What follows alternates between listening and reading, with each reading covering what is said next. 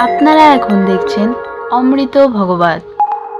তো যখন আপনার জীবন নিজের স্বার্থ, নিজের বৃত্তির জন্য না হয়ে আপনার জীবন, আপনার প্রত্যেকটি চিন্তা, প্রত্যেকটি ক্রিয়া অপরের উপকার, অপরের কল্যাণের জন্য হবে, তখনই আপনার জীবন সার্থক, না হলে আপনি ব্যর্থ। পৃথিবীতে ঈশ্বর সৃষ্ট কোনো বস্তু তার নিজের জন্য নয়। আমাদের আচার্যরা, ঋষিরা জানিয়েছেন যে সব বস্তু অন্যের জন্য। আপনি প্রমাণ করতে পারবেন না। তো এই জন্য আমাদের জীবনটা কার জন্য একবার ভেবেছি? বউ, ছেলে মেয়ে, স্ত্রী পুত্র, আত্মীয় স্বজন, ভালো মন্দ খাওয়া দাওয়া, বাড়ি গাড়ি ভোগ করার জন্য। যখনই মানুষের মধ্যে এই চিন্তা এসেছে আমি শুধু আমার জন্য, আমার পরিবারের জন্য, আমি শুধু আমার দেহ ভোগ, টাকা, অর্থ, ক্ষমতার জন্য, তখনই সেই মানুষ ব্যর্থ হয়েছে, বিফল হয়েছে। সংকীর্ণতা, আত্মকেন্দ্রিকতা মানুষকে, জীবনকে দূষিত করে দেয়, বিনষ্ট করে দেয়, অসফল করে দেয়। আপনি আপনার জন্য নন, আপনি সকলের জন্য। এ কথাটি শুধুমাত্র আমরা নীতিবাক্যে, উপনিষদের বাক্যে, মহাজনের বাক্যে পড়ে মুখস্থ করে বড় ডিগ্রি নিয়েছি, নিজেদের জীবনে কাজে লাগাইনি। আপনি যখন শুধু আপনার জন্যই, তখনই আপনার জীবন জড় হয়ে যাবে, অসফল হয়ে যাবে। আপনি যখন জগতের জন্য, অন্যের জন্য, তখনই আপনার জীবন সফল হবে। এই জন্য মহাপ্রভু বললেন, ভারত ভূমিতে মনুষ্য জন্ম হইল যার, জন্ম সার্থক করি করো পর। প্রথম শব্দটা বুঝতে হবে, জন্ম সার্থক করো। পর উপকারের চিন্তা করলেও তুমি পারবে না, আগে তুমি সার্থক হও। সার্থক হবে কিসে? যখন অন্যের জন্য আমার জীবনকে আমি উৎসর্গ করতে পারবো। আচ্ছা, নিজের বিবেকের কাছে নিজের বিচার সমীক্ষা দিয়ে বলুন তো, আমি পৃথিবীর জন্য, মানুষের জন্য, প্রতিবেশীর জন্য, অন্যের জন্য, সমাজের জন্য, ধর্মের জন্য কতটা আত্মত্যাগ করে তার জন্য ভেবেছি, তাদের জন্য ভেবেছি? আমি এবং আমার এই গণ্ডির মধ্যেই যাদের জীবন, তারা সংকীর্ণ। বহু পূর্বের পুরাতন কথা আরেকবার নূতন করে ফিরে দেখি। ঋষিরা বললেন, নালপে সুকমস্তি। যখনই তোমার জীবনে আমি, আমার এই ব্যক্তি স্বার্থকেন্দ্রিক হবে, আত্মকেন্দ্রিক হবে, তখন তুমি দুঃখী, তখন তুমি পরাজিত, তখন তুমি অসফল, তখন তুমি ব্যর্থ জীবনের অধ্যায় রচনা করবে। অল্পতে সুখ হয় না, অল্পতে শান্তি হয় না। আমি বহুবার এই কথাটি চর্চিত করেছি, চর্চায় এনেছি, তবু আরেকবার আপনারা শুনুন। নদীর তরঙ্গায়িত জল, সাগরের উত্তাল তরঙ্গমালা থেকে, মাটির ঘটে সমুদ্রের তরঙ্গ থেকে এক ঘট জল তুলে নিলে ঘটের জলে তরঙ্গ হয় না, ঘটের জল ঢেউ খেলে না। সমুদ্রের জল থেকেই তো ঘটে জলটা ভরলাম, কিন্তু ঘটে আর তরঙ্গ নেই কেন? ঘটের জলটা আর উচ্ছ্বসিত তরঙ্গ আয়িত হয়ে উর্মিমালা দ্বারা আমাদের আনন্দ দেয় না কেন? দেয় না এই কারণে, সমুদ্রেরই জল কিন্তু অল্প গণ্ডির মধ্যে আবদ্ধ হয়ে আছে। আর এই ঘটের জলটা 2 মাস পরে প্রদূষিত হয়ে যাবে, দূষিত হয়ে যাবে, তার স্বচ্ছতা হারিয়ে ফেলবে। কিন্তু সমুদ্রের জল যুগের পর যুগ বয়ে চলেছে, দূষিত সহসা হয় না। এর কারণ হলো অল্পের মধ্যে যে বস্তু আছে তা নষ্ট হয়। রান্নাঘরের ছোট্ট প্রকোষ্ঠের মধ্যে রান্নার ধোঁয়াটা আটকে গেলে ঝুলকালি হয়, কিন্তু ওই ধোঁয়া যদি নির্মল আকাশে উড়িয়ে দেওয়া যায়, অনন্ত আকাশে, আকাশে ঝুলকালি হয় তো? কি হয়? মেঘমালা হয়। মেঘ থেকে বৃষ্টি হয়ে ধরিত্রী শীতল হয়, মৃত বৃক্ষগুলো পুনর্জীবন পায়, কৃষকের মুখে হাসি ওঠে, আর প্রাণীকুল পরম আনন্দে গেয়ে ওঠে। অর্থাৎ ছোট্ট প্রকোষ্ঠ ঘরের মধ্যে ধোঁয়া আটকালে ঝুলকালি হয়, অনন্ত বিভু আকাশে তাকে ছেড়ে দিলে মেঘ হয়ে শীতল বৃষ্টি হয়ে জগতে ঝরে। অল্পতে সুখ নাই। যখনই আমি আমার এই চিন্তা নিয়ে আটকে গেলাম, তখন আপনার জীবন ব্যর্থ, বিফল। এই জীবনের কোনো অর্থই আপনি পাবেন না, প্রসন্নতাই পাবেন না। আমি এবং আমার, এর বাইরে আর তারা কিছু ভাবতে পারে না। প্রখ্যাত এই দিব্য কণ্ঠস্বর আমাদের প্রয়াত হেমন্ত মুখোপাধ্যায়ের একটা গানের কথা হয়তো আপনাদের স্মরণে আসবে, খিড়কি থেকে সিংহ দুয়ার, এই আমাদের পৃথিবী, এর বাইরে জগৎ আছে তোমরা জানো না। আমার বউ, আমার ছেলে মেয়ে, আমার ব্যবসা, আমার চাকরি, আমার বাড়ি গাড়ি, ব্যাস। আর জগৎ ধ্বংস হোক, প্রলয় হোক, তাতে আমার কি? আমি ভালো থাকলেই হলো। এই হলো অল্প বুদ্ধি, জীবন নাশ করার বুদ্ধি। এই জন্য ধ্যান দিয়ে শুনুন, জীবন সফল কিসে হয় আর সব ব্যর্থ। আমরা মানসিক রোগগ্রস্ত, মানসিক বিকারগ্রস্ত।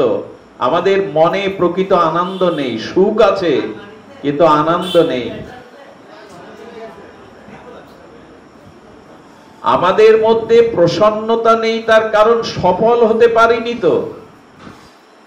আরে দেবালয়ের প্রদীপটা বাতাস লাগলে নিভে যায়, শিখা।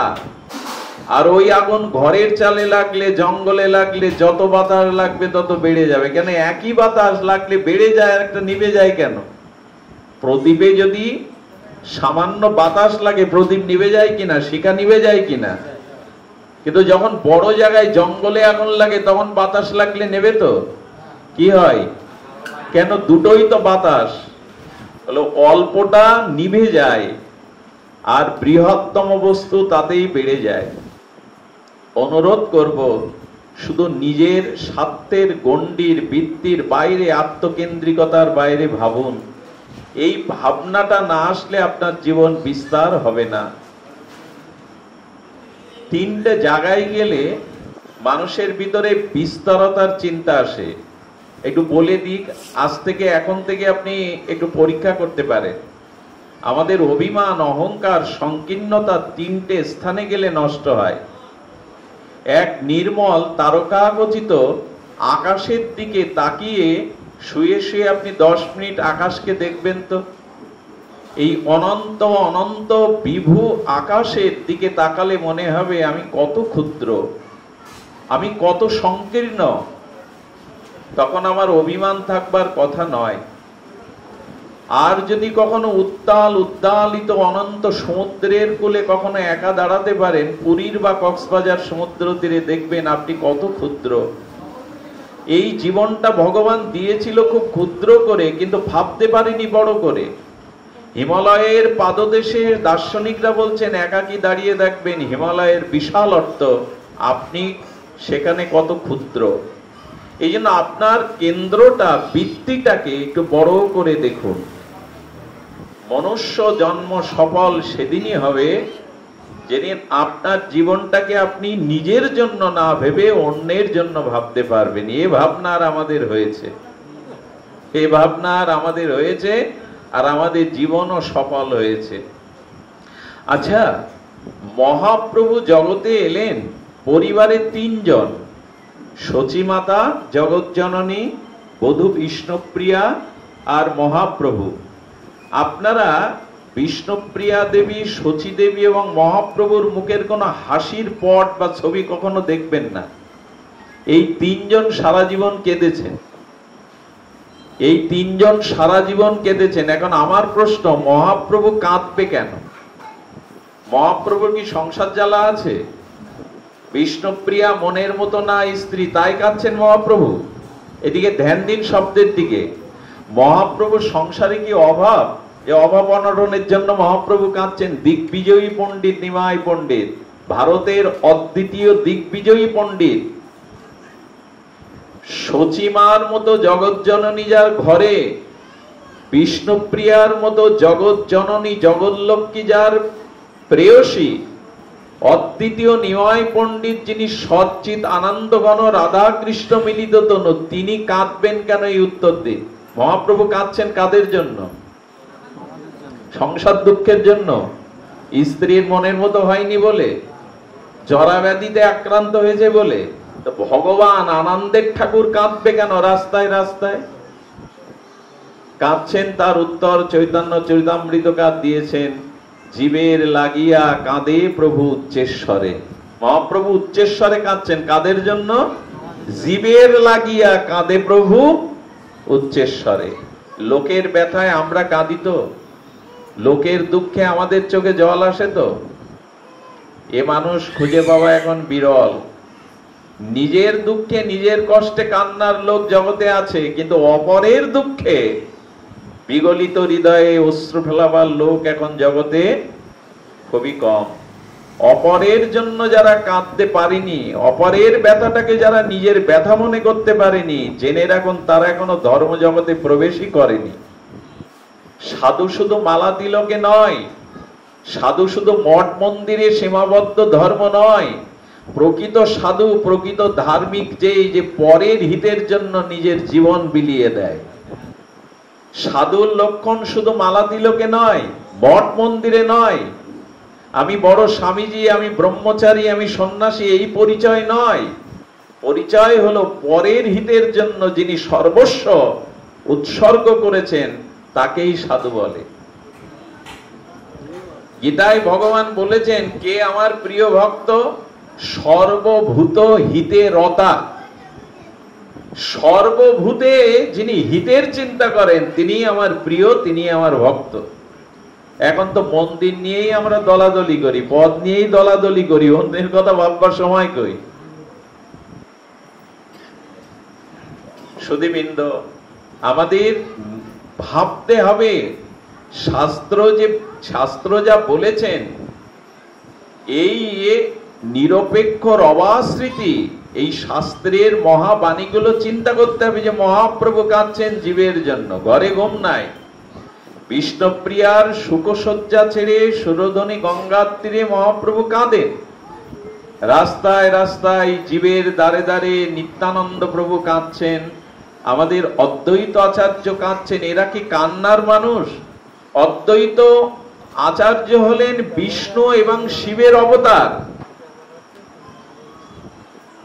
এবং আমাদের নিত্যানন্দ প্রভু স্বয়ং সংকর্ষণ মূল অংশী। যে সংকর্ষণের অংশীর অংশীর অংশ কলা হলো ব্রহ্মা বিষ্ণু মহেশ্বর, তিনি কাঁদছেন। রাধা কৃষ্ণ মিলিত তনু প্রেম পরতত্ত্ব গৌর হরি কাঁদছেন, কাঁদছেন অন্যের জন্য। আমরা এই মন্ত্রটা মহাপ্রভু মহাপ্রভুর মুখে ফেনা তুলে দিচ্ছি। মহাপ্রভু মহাপ্রভু বলে হাত উত্তোলন করে রাজপথ কাঁপাচ্ছি, কিন্তু মহাপ্রভু কাঁদছেন জীবের জন্য। আমরা জীবের জন্য কতটুকু কাঁদি? এই প্রশ্ন এখন আমাদের সামনে। আমরা অপরের হিতের জন্য কতটুকু আমাদের হৃদয় বিগলিত হয়, পরদুঃখে কতটা হৃদয় বিগলিত হয়। সামনে রথযাত্রা, একটা কথা না বললেই নয়।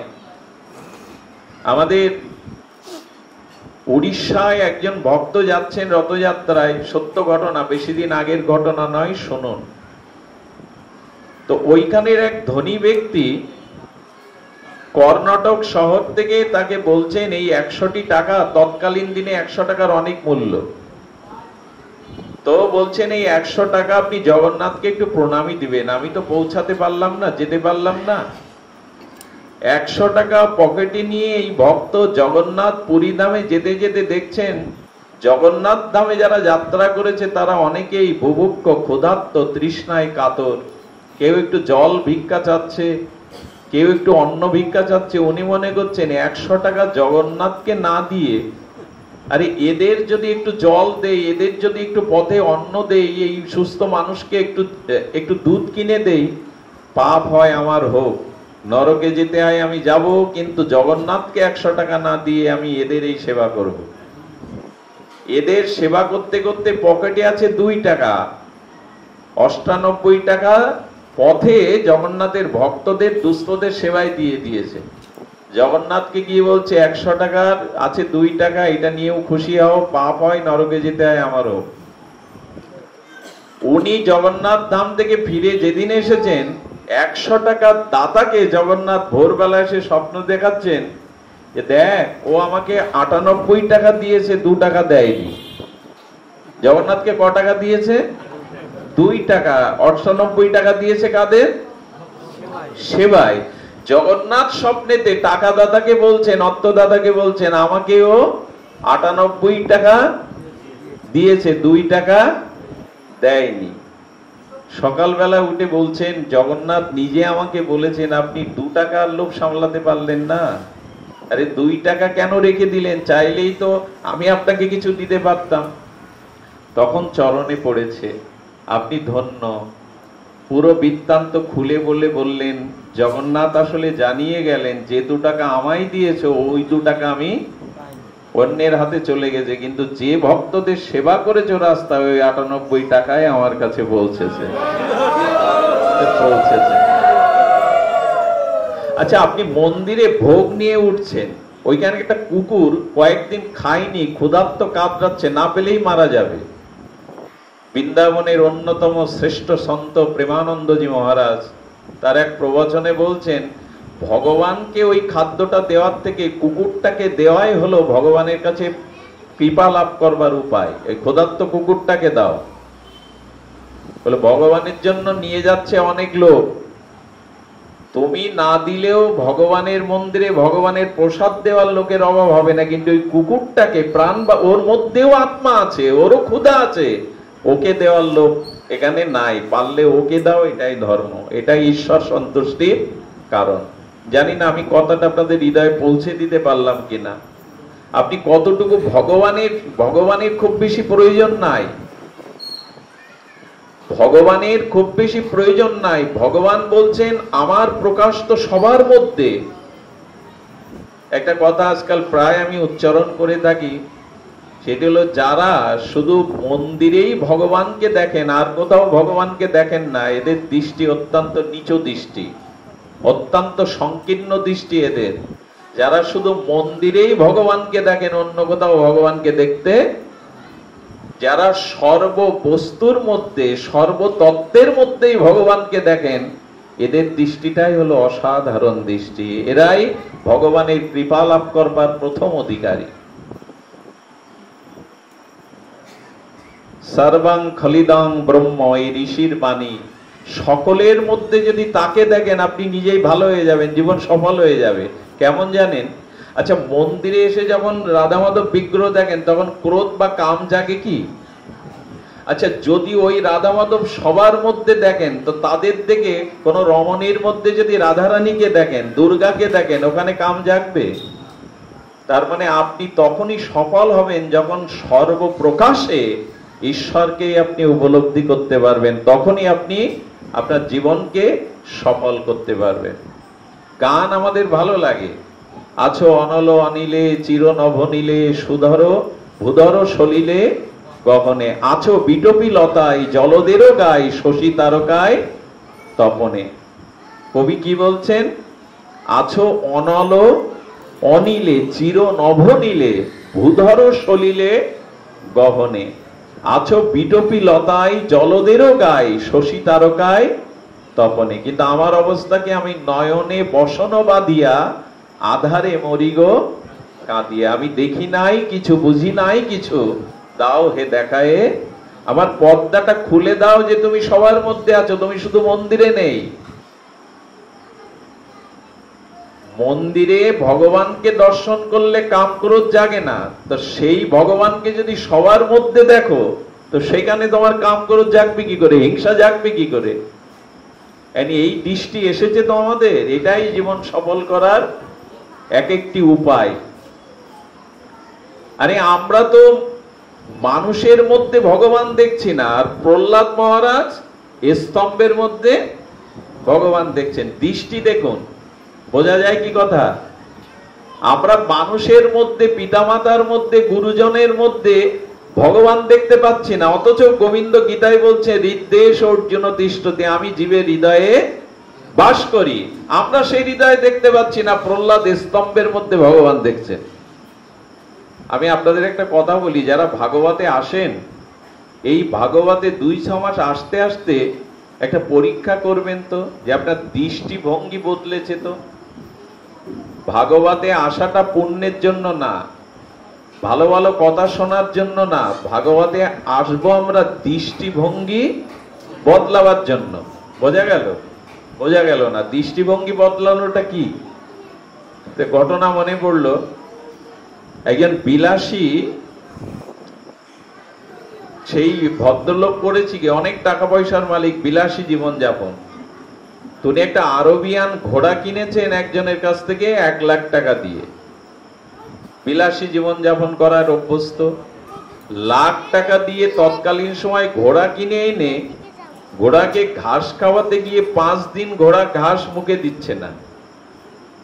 উনি চিন্তা করলেন, শুনছেন তো মন দিয়ে, উনি চিন্তা করলেন যে এক স্থান থেকে আর একজনের স্থানে আসাতে পশু পাখিদের এরকম দশা হয়, ও পরে খাবে, 2 দিন পরে স্বাভাবিক অবস্থা ফিরে আসবে। এক স্থান থেকে আদর যত্ন থেকে নতুন জায়গায় আসছে, কিন্তু যখন 2 সপ্তাহ পেরিয়ে গেল কিছু খাচ্ছে না, ঘোড়া দুর্বল হয়ে গেল, ওনার স্বপ্নেও ফিকে হতে লাগলো 1 লাখ টাকা বুঝি গেল, আর আমার বিলাস সম্ভব নাই দুস্থ ঘোড়াকে নিয়ে।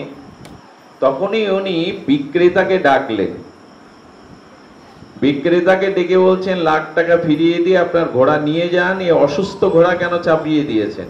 বলে কেন? বলো 15 দিন মুখে এই ঘাস দিচ্ছে না। আসলে উনি যেখানে নিয়ে গেছেন সেখানের ঘাসগুলো শুকনো ঘাস ছাড়া কাঁচা ঘাস পাওয়া যায় না। যেমন কাশ্মীরে যদি যান, ওখানের ঘাস কুটোগুলো সব শুকনো দিতে হবে।